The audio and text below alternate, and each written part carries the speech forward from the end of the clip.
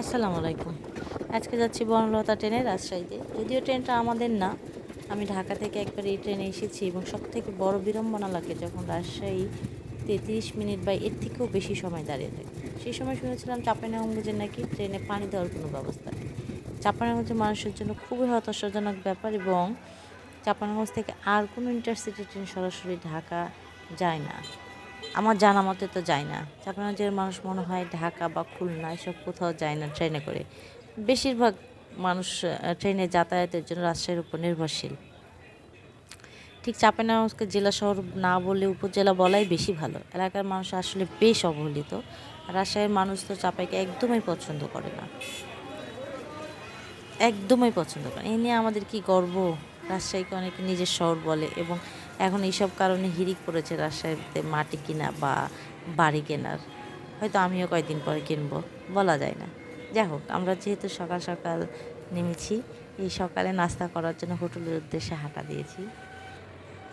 Hotel খুঁজছি, যে আমি খুঁজি নাই অবশ্য, আমার হাজব্যান্ড খুঁজবে, উনি তো জানে কোথায় আছে। আমি একটু ধীরে ধীরে হাঁটছিলাম।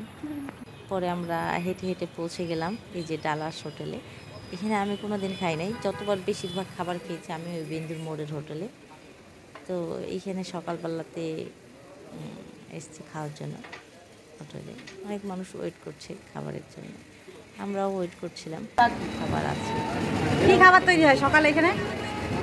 খিচুড়ি, সিদ্ধ রুটি, তন্দুর রুটি। এগুলো সকালে না? পরে আমরা পরোটা অর্ডার দিয়েছি, ওনার জন্য 2টা এবং আমি একটা।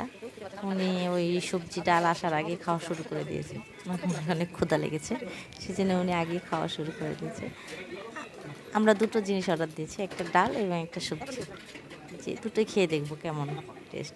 তবে কেউ যদি কখনো খান তবে সবজিটা নিন, ডালটা না।